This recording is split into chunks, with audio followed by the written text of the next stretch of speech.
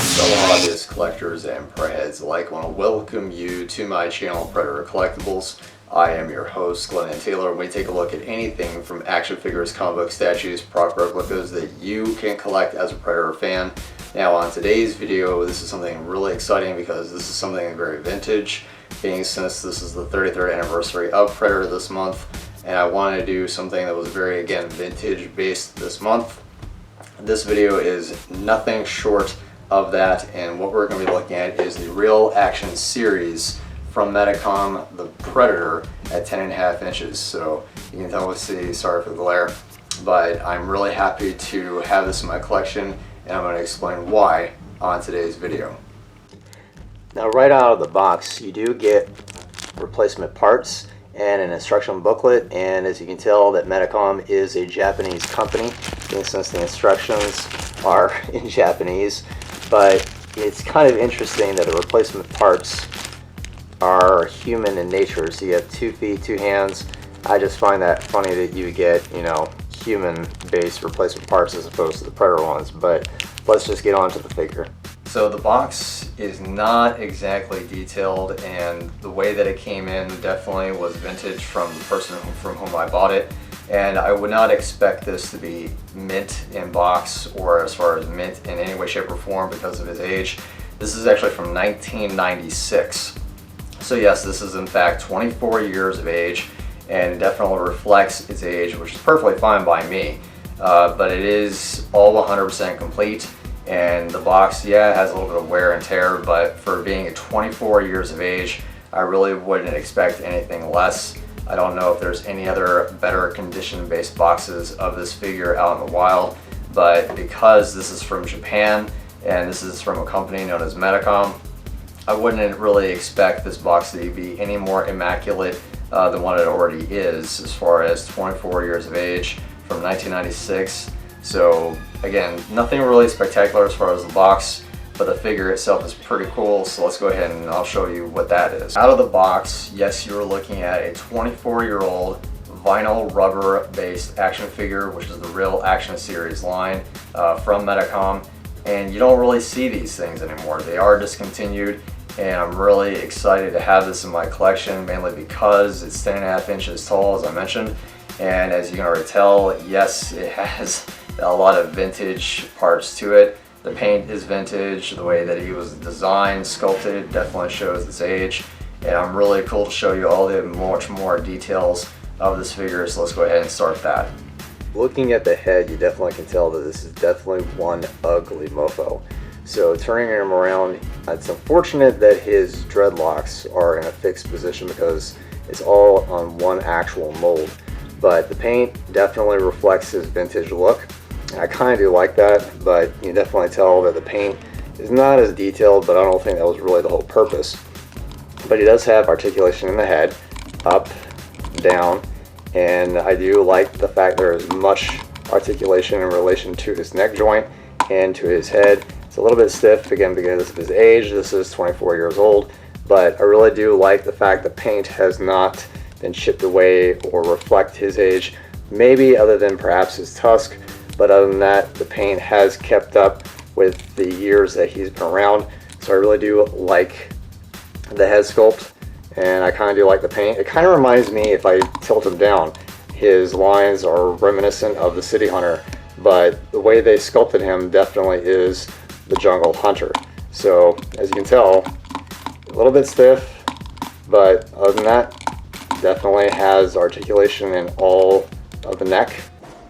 And I really do also like his cannon. Now his cannon, on the other hand, is that soft rubber material, and that's because majority of his armor is very soft. Majority of him is soft. So I really do like this is not breakable, and it cannot pretty much break, but it can't pop off. I'm not going to do that, but it is very soft, so I'm really liking that stability for the cannon. So overall, yeah, I really do like the upper part of the Predator, and I really also like his neck rig too. It's not black as most things are in relation to Predator collectibles.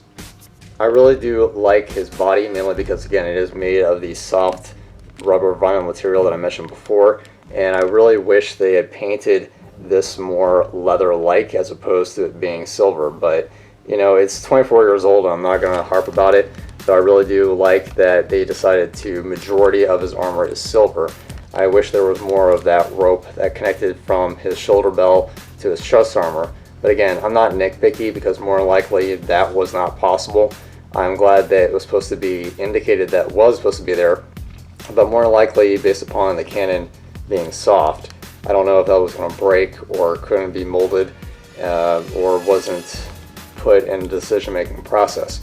But this is also soft as far as all the cannon and everything on him, and I do like that this has that durability that it cannot break because it is rubber, but it can tear if you're not careful. But it does have the articulation in the joints, so that way of course you can bend him in different ways, and it can bend along with stress, so that way none of the joints underneath can break. But because he's vintage and 24 years of age, I'm pretty sure the more stress you put on it and more movability, it can break over time. But I highly doubt it, being since this is a brand new figure, and I don't intend on playing with him at much or posing him quite a bit. The only gripe I do have are the fact that the elbow joints are visible. They didn't stretch out the vinyl rubber all the way down to the gauntlet.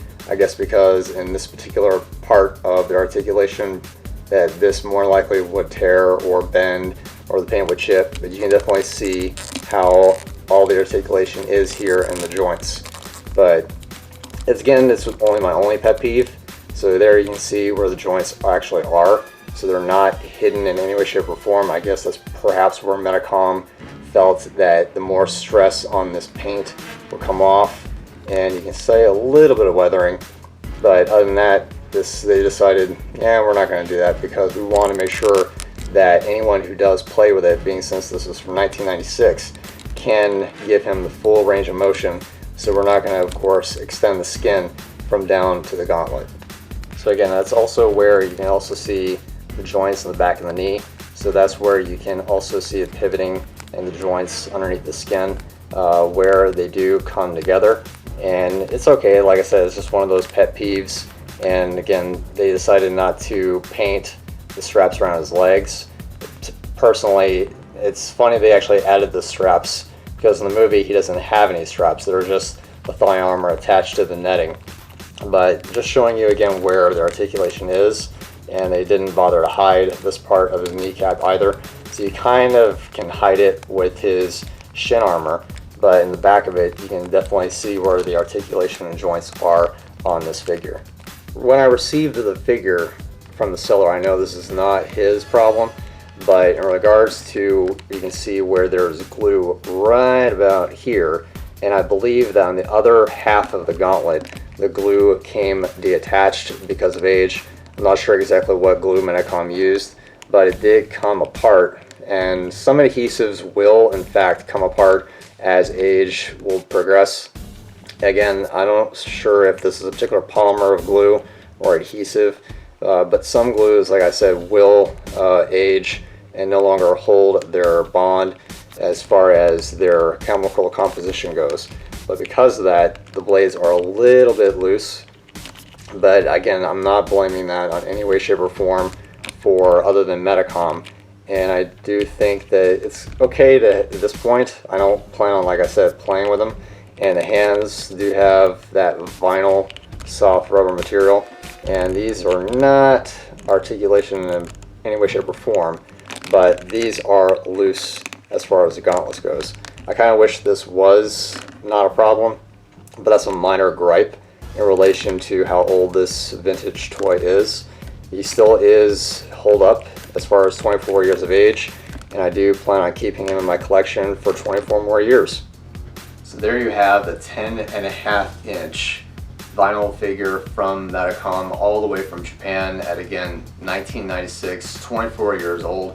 I'm really happy and stoked to have this in my collection, mainly because I don't know if Medicom even has the federal license anymore. I do know that they still manufacture and produce their famous Bear Brick Bears toy line. I do have one of their Bear Brick Bear Predators that's also from Medicom. He's only a little keychain. He's probably about maybe 1.5 to 2 inches in height. But to have something like this in my collection is very rare because, again, it is a Japanese toy, and because it's 24 years old, you just don't see these things in the United States market. So to have this in my collection, to be able to appreciate and to try to make it last 24 more years longer based on the material that it's made out of, I don't believe in any way, shape, or form that would be hard to do, but it's just very miraculous that I was able to come across this to not only share it with my collection, but share it with you. These two are still kind of available on the eBay aftermarket. Just got to be careful again on price. These kind of get a little bit pricey because it's vintage and you don't see them anymore. There happens to be 3 different versions of this guy. There happens to be a cloaked one that, because again of his age, the material as far as the vinyl can have a yellowish tint to it, and there was also a glow-in-the-dark version as well. So I hope to get the other 2 versions to add along with this guy. But I do hope you enjoy this video. Even though he doesn't come with a lot of accessories, I'm still stoked to have him in my collection because, again, I'm super nostalgic with everything vintage. Like my last video, which was my Medicom Machines playset, which I will leave up here in the cards. I'm really happy to have the glued Micro Machines from 1990s. Also to have this as the 1990s as well. Mainly because this also was the 33rd anniversary of Predator, and I just like having vintage stuff in my collection, whether it be new, old. I appreciate everything Predator. So if you by any chance are a fan of Predator like me, hit that subscribe button as well as bell notification. If you like seeing vintage stuff that you can't see anymore in 24 years like this guy, hit that thumbs up because it does help out the channel. It also helps you know when my videos are uploaded. And until I see you on my live stream next week on Saturday at 7:30 p.m., happy hunting.